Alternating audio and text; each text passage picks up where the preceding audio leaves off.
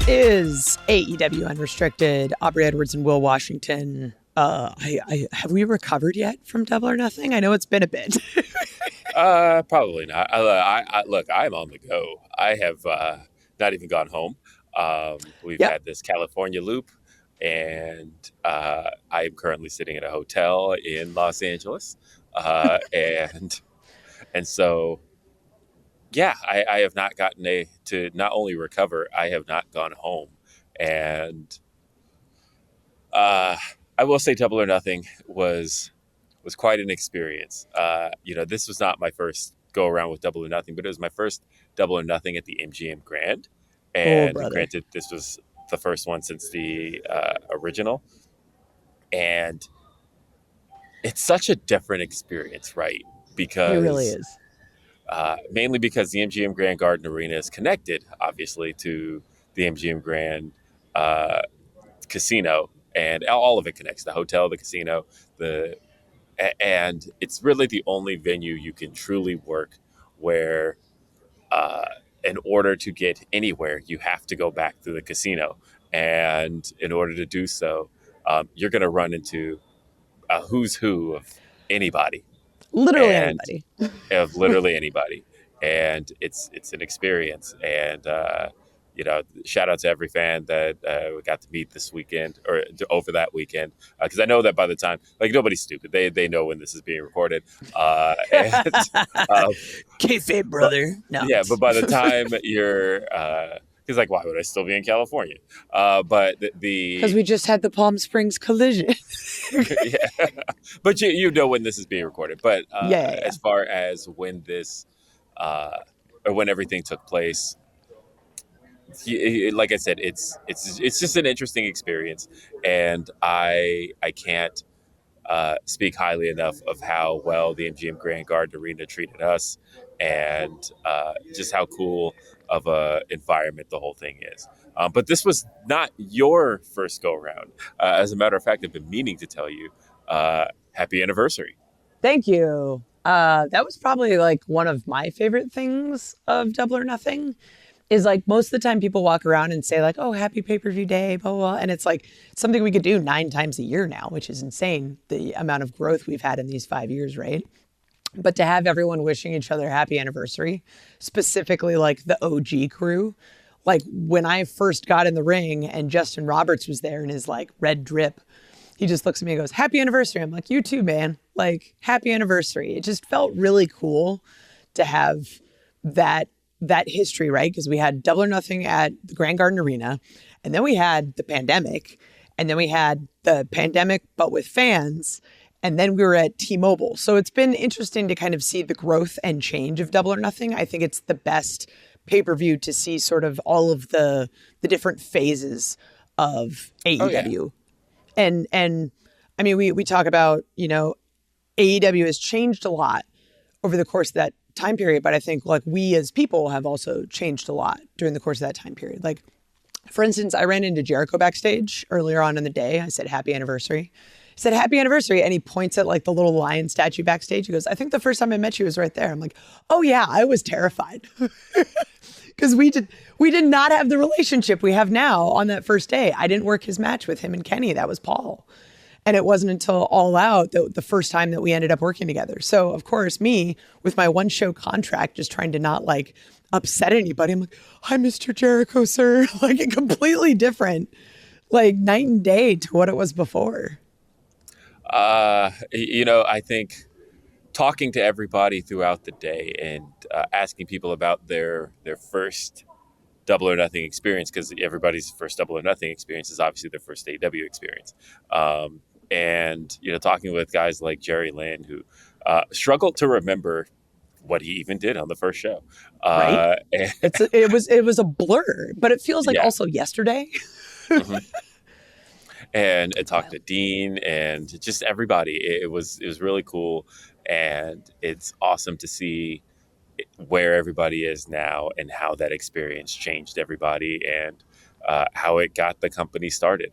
But the show itself was a hoot, and we knew brother. What a show. We knew it would be. I'll say that hanging on to the MJF stuff as long as we did. It was fascinating because I always love reading internet rumors, and for the most part, I don't think anybody got their hands on that one.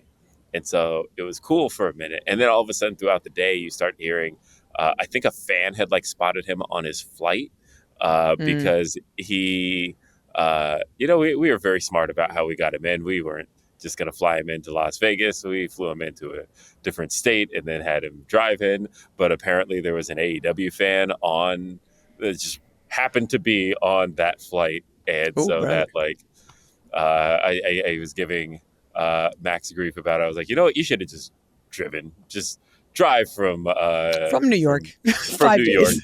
Yeah, just you should just plan a whole road trip. So that was like the only thing that got out. But for the most part, we kept that one pretty well under wraps.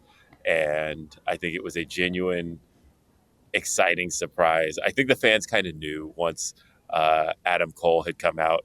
You could kind Yeah. of feel it in the air of what's about to happen here. And you could Something feel, is about to happen. yeah. And the It's fans, the No, keep going. yeah, I was just going to say the fans in the building were started chanting his name, and they could feel, I don't think they knew, but there was a sense of hope of, is he about to be back? I think he's about to be back. And It then was, I had a feeling as soon as I found out that Roddy and Will were the opener. I'm like, and looking at the format, like, why is this post match so long? But like, I don't know.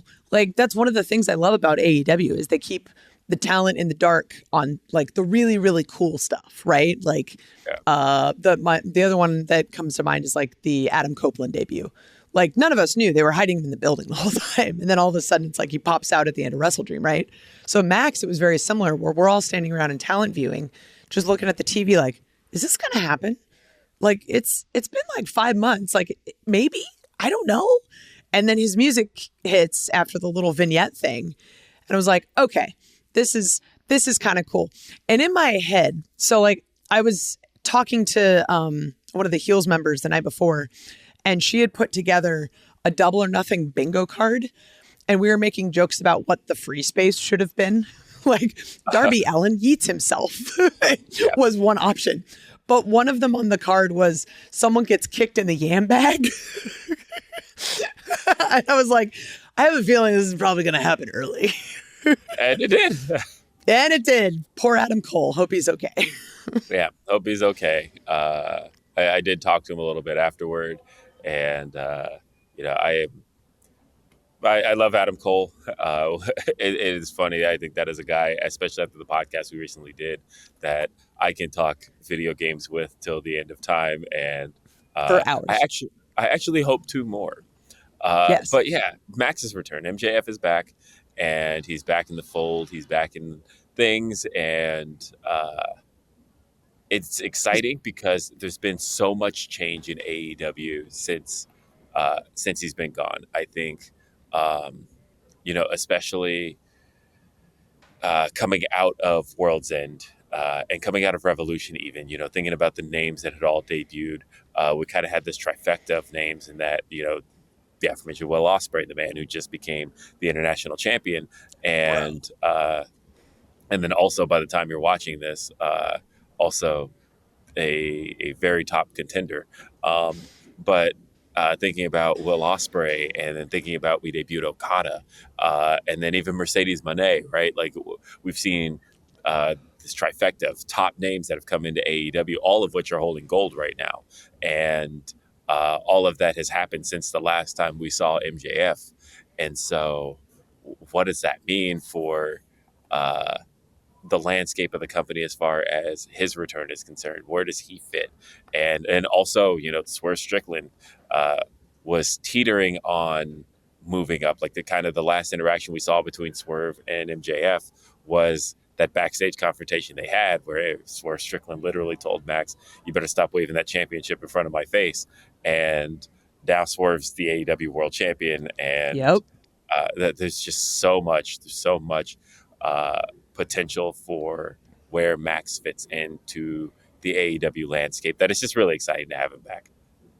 So we're talking a lot about, something that happens in the first half hour of the pay-per-view.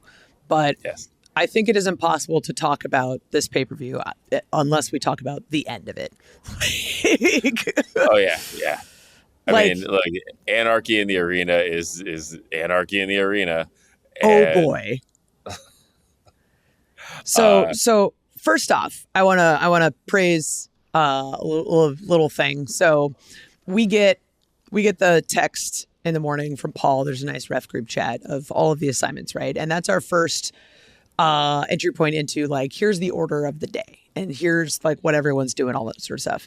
And I see the names of the refs next to Anarchy in the Arena. So this pay-per-view was Brandon Martinez and Mike Posey's first main event as referees. And we're just like, it's wow. I like that I blew your mind with a stat. Yeah. That's really cool. Like, and thinking about the fact that the last couple of pay-per-views got to do that Yeah. is it's very cool, and seeing everybody on the ref squad get their opportunities. That's fun. That's very fun. It's a really, really cool one, right? And then being able to just do things like the first time, right? Anyway, let's keep talking about Anarchy in the Arena because there's so much and I don't want to like derail anyway.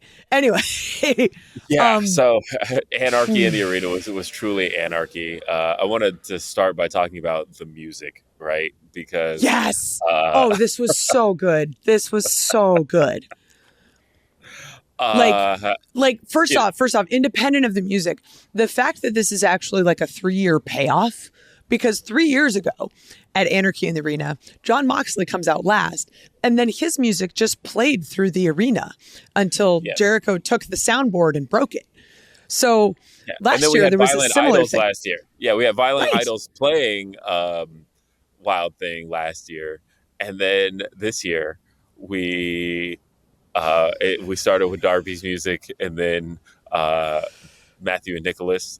By the way, that clip of Matthew and Nicholas telling us how to improve this show has it's burned into my brain. My mentions have not stopped on that one. Same. But that's right, we're tagged in the same post. Sorry. But yeah, Matthew and Nicholas then starting their music. And obviously, look, I knew what was coming here, but I didn't necessarily know how the crowd was going to react, but I had hopes for exactly how it was going to go when Final Countdown began. And as soon as it hit, and it's one of those songs that like most people know, but I think I'd say 80% of people who even know the song don't truly know it until the main melody kicks in. And so honestly, all you need is that line, the final. I don't want to sing it in case like it ends up costing us money. But what I was going to say is but everyone is familiar with it. You know, the song has like that gradual buildup, and like there was like this reaction. The song got itself 3 pops, right? Because it's got that initial buildup, and then the people who know that part are like, yeah, Final Countdown. And then there's other people who are like, what is this? And then as soon as it hits the do-do-do-do, everybody, then there's this giant pop. And then again, the last one is for the lyric of the Final Countdown. And again, it was a great moment to the point of where the fans start chanting, we want music once Matt has it shut down. I thought Matt was A+ in this match.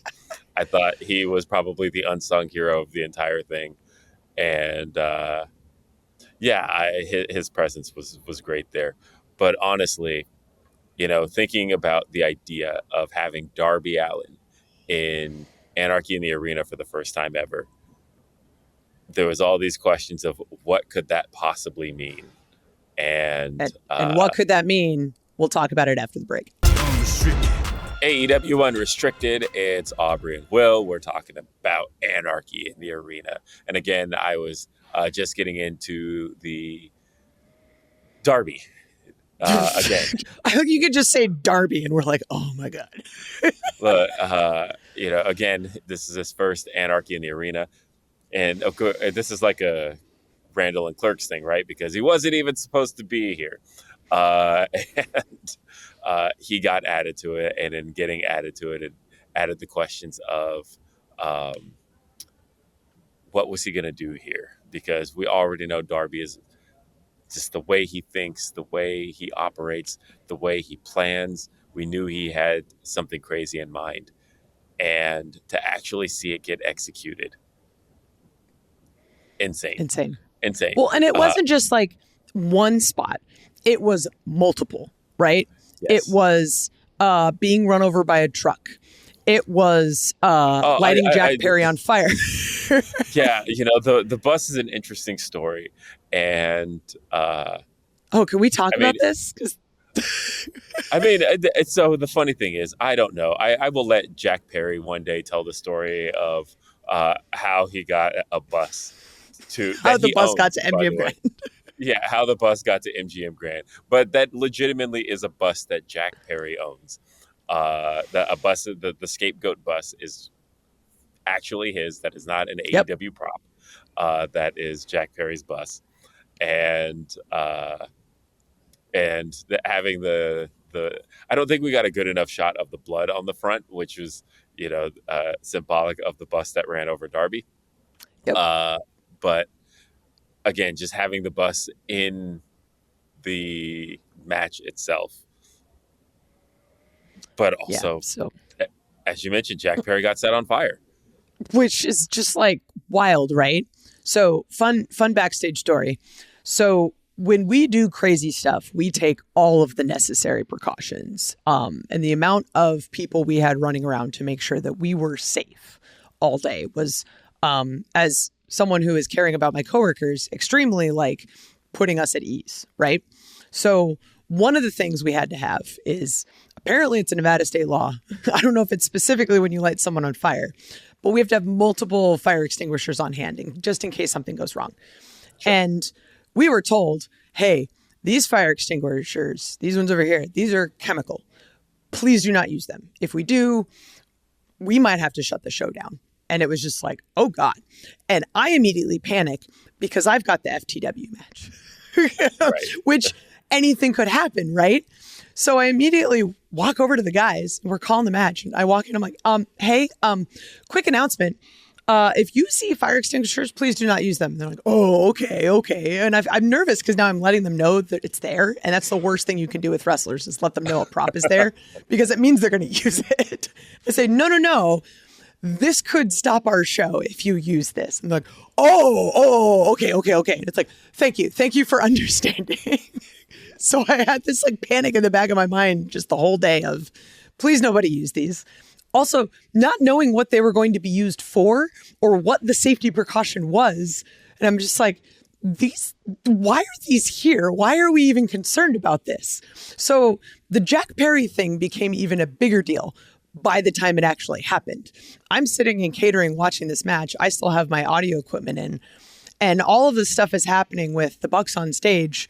And I hear someone say, all right, we're almost ready with Jack. And I'm just like, oh no, what is about to happen? Oh no. Again, this is one of those things that like, obviously I had known about, but until you can see, it's even better knowing about it and knowing about it as long as you've known about it. And then, but you can't picture it and you can't actually see how this is going to go down and how it could possibly go down. And then it went down and Jack Perry was literally set on fire. And I was extremely concerned about him. Who wasn't, right? Like, even though he's a bit of a jerk right now, who's not concerned when you light a coworker on fire? Well, the hard part for everybody, I think, was in the weeks leading up, everybody said the same thing the second they heard about it, which was, God, man, watch out for Jack's hair. Like, that's... I didn't even think about that till now. Oh, my God. Like, everybody had that same thing of, oh, but Jack, his hair. Like, that's the thing you know Jack Perry for. Oh, my God. And so... But either way, Darby is a madman, and he hit Darby with he hit Jack with the flamethrower. That wasn't even the craziest thing he did, because then he got hung upside down like 10 minutes later.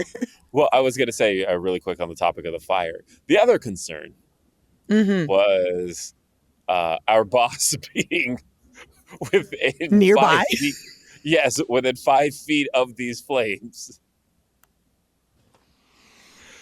And luckily, Tony got out of harm's way, and he was able to, and he got out of the way in order for the flames to hit Jack the way that they should have. And again, these Anarchy in the Arena finds a way every single year to.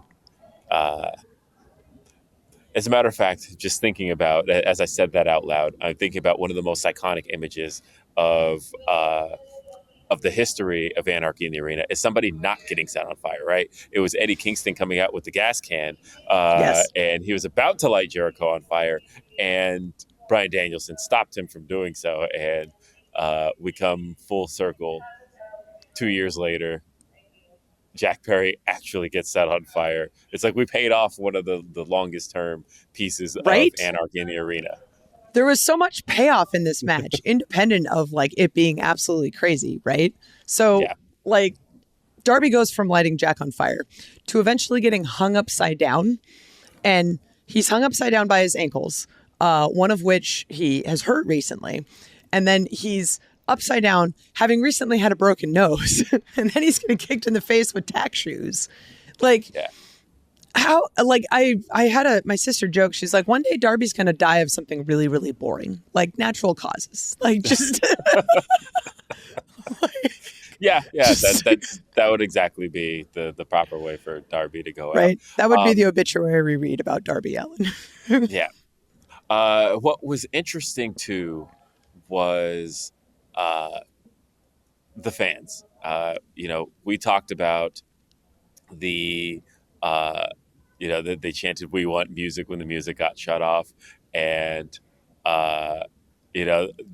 when they saw the Double or Nothing chips, they start chanting "Use the chips," and they got the payoff to that spot. Please help Darby, and. Again, it was just they were. I think the fans brought a little bit of magic the whole night, and I appreciated their participation in this match. And of course, Matthew Nicholas a couple of weeks ago on this show gave us some hints as to what they were going to do with the shoes, and they introduced their Reebok pumps into the ring, and they brought in Tax pumps. Which they then literally pump up in the ring. Yes. Which is just I'm dying because you have this very serious moment, right? Also the fact that their robes matched the shoes that they were releasing, which was like our merch team was over the moon, by the way. Yeah. You can't get a product placement better than that. One of the things I was also very happy with was Kazuchika Okada doing this match in wrestling gear. Because oh my God. I just, everybody is prepared for a street fight, and Okada being just one of the greatest of all time is like, no, I am in wrestling gear. I am here to have a match, and I am going to have one regardless of the circumstances of said match. Oh, I just, in my mind, I'm like, I just feel like he didn't get the memo and showed up one day and just went, shit. Like he didn't know what he was getting into, right? Like he didn't prepare. Right. Oh, loved it. And that, of course, was one of our 3 main events. And I have to say, I loved how into the idea of the triple main event the crowd ended up being. It felt like a great reset for the show. Like the moment that the graphic hit and you saw the 3 main event slots hit, and then there was just like this excitement in the building. I went out into the crowd right before the start of of Willow and Mercedes, and I kind of knew how the fans were going to take that match. I'd say I like called 95% of the crowd reaction to that match. But right beforehand, right before they went to the curtain, I saw both Willow and Mercedes, and I wish them the best of luck. And then I thought they killed it. Oh, Shout out absolutely. to some really great entrances. You know, there was a theme of this show. I wanted to say this at the top of the show, but there was a theme to this show. And the theme to this show was bet on yourself.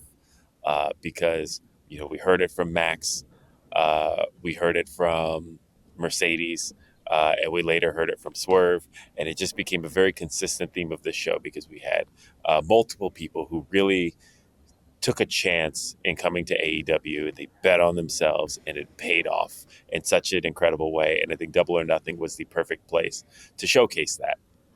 And so Mercedes had a very cool entrance. She had the marching band with her,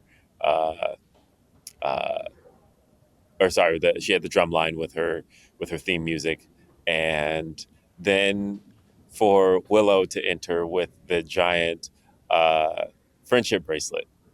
Can I talk about how this came to be? Yes, absolutely. Talk about how this came to be, because I was hoping that you did have the story, because Yes. I was with Willow when she received it, and Oh my God. I think your reaction was the best to all of this. Okay, so here's what happens. So the day before a collision, we had set up an AEW Heels booth to kind of help promote what the organization is. But then we also had, because we've been running for years now, we sort of had a designated time where I had posted to the site like, hey, if you're a Heels member, please come by around 4:00 so that we can get a group photo, because we had a party later that night, but I knew not everyone was going to be there, and it was just really fun. And we had this one fan come up, and she made a bunch of friendship bracelets, like just the standard friendship bracelets. She made some like keychains. And then she goes, I have something for Willow, and I'm hoping I see her today. And she pulls out this friendship bracelet that's literally like the size of a hula hoop. And my eyes light up. And I go, so I know you're hoping to see Willow, but like, I literally am going to see Willow in like the next 10 minutes. I can get this to her.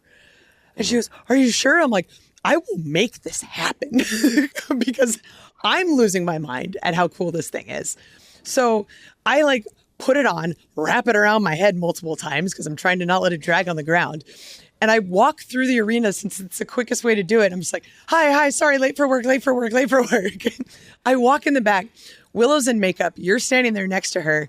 And I walk in and I go, we were working on her promo for the promo, she had a right? promo on Collision. Yeah. And so we were literally just working on the promo and makeup. So I walk up and go, hey, Willow, I have a present for you. And that's all I say. And I pull this thing off, and your face was like a friggin' kid on Christmas, where your eyes light up and you go, you have to wear this on TV. It was like the first thing you said. Yeah. And I think Willow's just in shock that this thing exists, right? And it was so cool to see her incorporate this thing into her entrance, because Willow has been such a huge fan favorite. And that became very clear during the pay-per-view, right? Like, Mercedes is this huge star, but she's getting booed. And I don't think it's because people dislike her. I think it's because everyone is so behind Willow. She's been making friendship bracelets and handing them out to the crowd. So it's just one of those like symbolic things of, we all feel like Willow is our friend. And like this match was insane, and I was a part of it. I will really quickly say that, again, just pulling back the curtain on a fun part of this story was that, immediately, as soon as Willow got it, she's like, I want this in my entrance. This is going to be a cool thing, and I think it'll help make my entrance special. Mm-hmm. And so, of course, with the big show like Double or Nothing, everybody's got nerves. And so one of the places that you have nerves is that you tend to forget things. And so as we are getting ready for this match, and I said that I was with both Mercedes and Willow right before the match, before everybody goes out, it hit me. I go, hey, where's the bracelet? And Willow's like, oh shit. And she's like, I need that. And she ended up sending uh,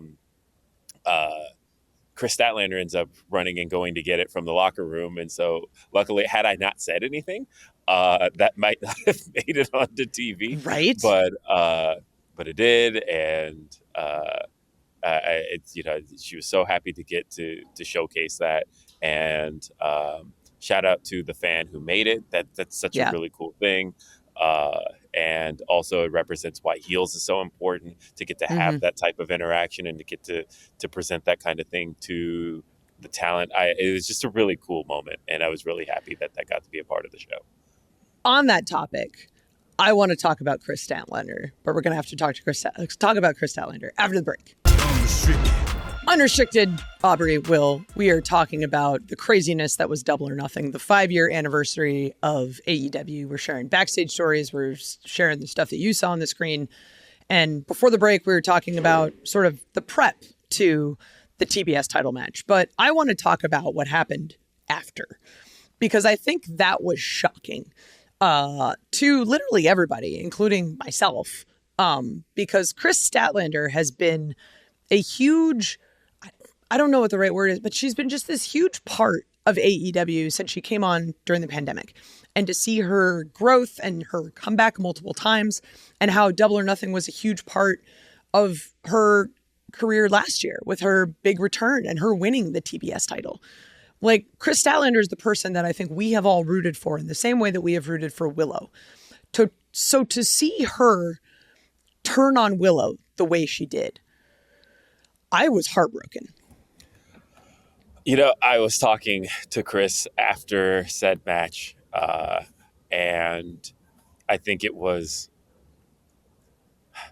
a moment that I think everyone was extremely nervous about, really just because of everything you mentioned. She's been around since the very beginning, and she was somebody that everybody was rooting for. I think about even, you mentioned the pandemic. I even think about pre-pandemic. And I remember when she faced Riho at a Dynamite in Huntsville, Alabama at the beginning of 2020. And in doing so, I remember, Riho was such a fan favorite, but Chris had kind of this organic uprising. I remember just how upset fans were that Riho had retained the women's title over Chris Statlander, because even then people wanted to see that happen for her. And I knew she was entering uncharted territory coming out. And literally I said it to her as soon as she attacked our dear friend Willow Nightingale. Ugh. I just looked at her and I went, you're in uncharted waters now, buddy. Like, this is... You have not drawn the ire of AEW fans yet. You had not, because the one thing AEW fans have a loyalty to is, I think, a lot of the AEW originals, and that's just kind of something AEW fans really gravitate toward. But they also have a loyalty to Willow Nightingale, and so I think one supersedes the other, and Chris and Stokely betraying Willow the way they did.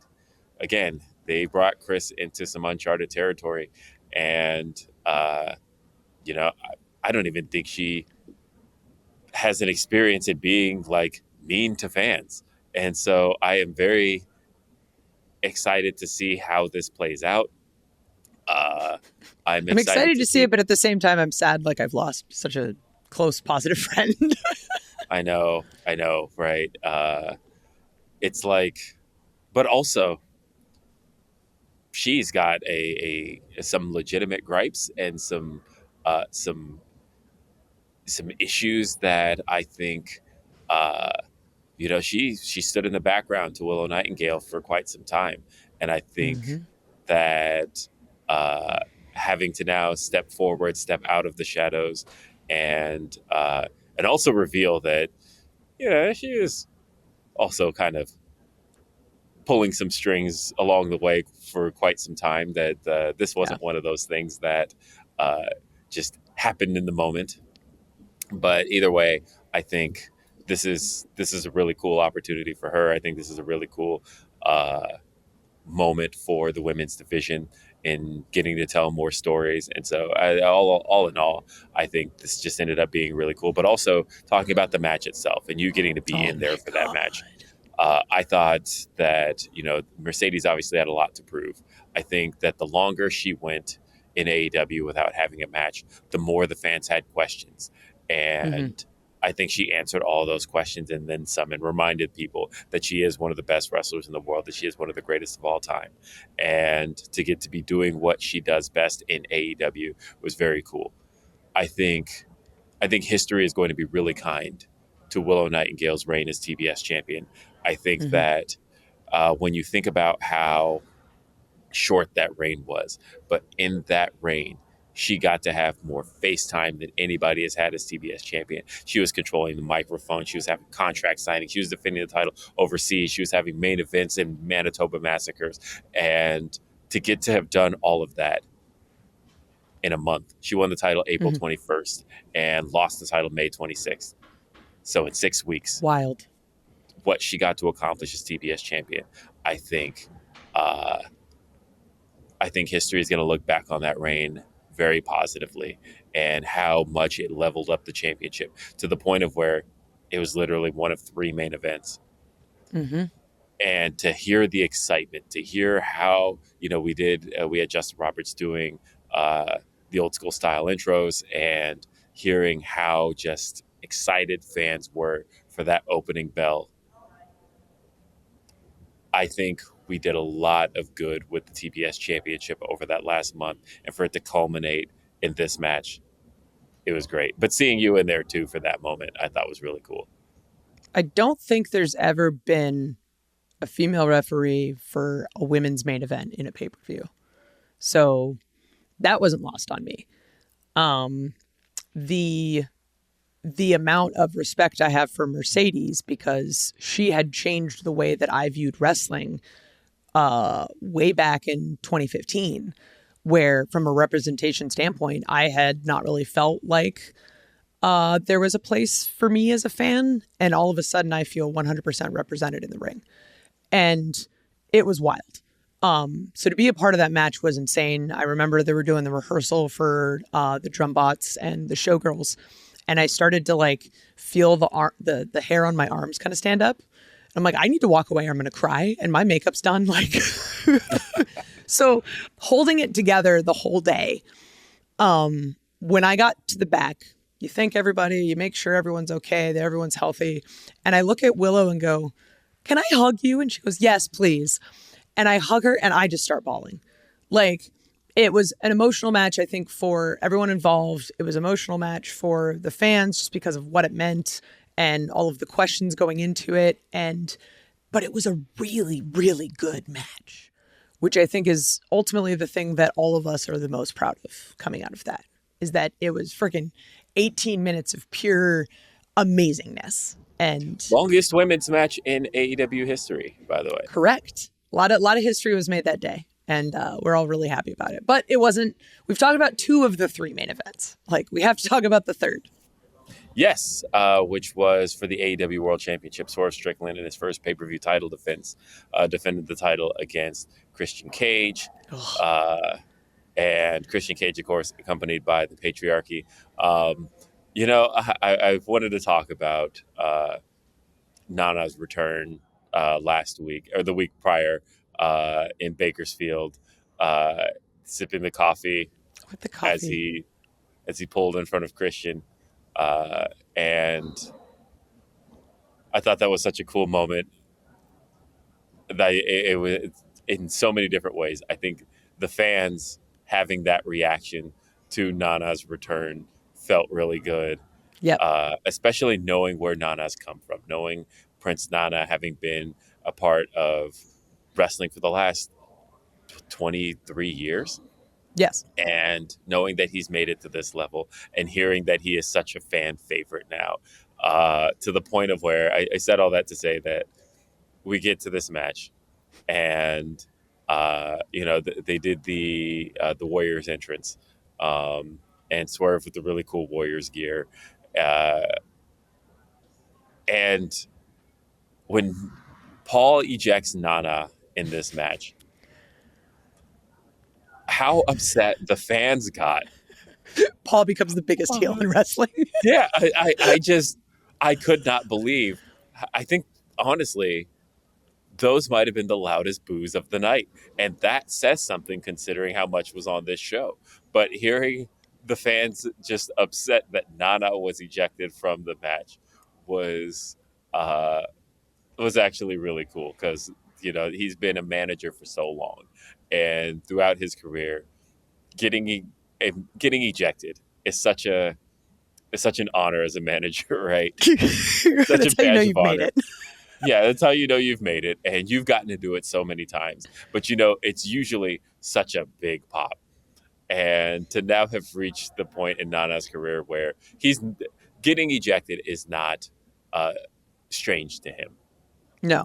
But getting ejected and the fans being furious over it is such a full circle moment for his career, and I just loved getting to see that. I had immediately hoped as soon as it happened, I was like, okay, no.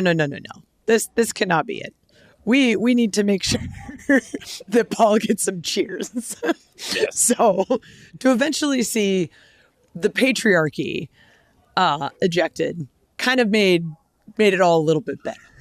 Yes, it did. There was the genius of that moment of getting it back, the crowd getting excited over that.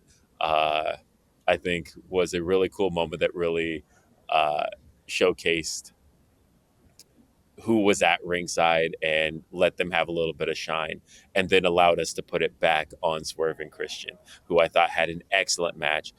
Probably my favorite match of the night, honestly. I think that Christian is such a master at building tension in a match and building excitement and getting you building you into it. And by the time you hit the climax of the match, you are on the edge of your seat.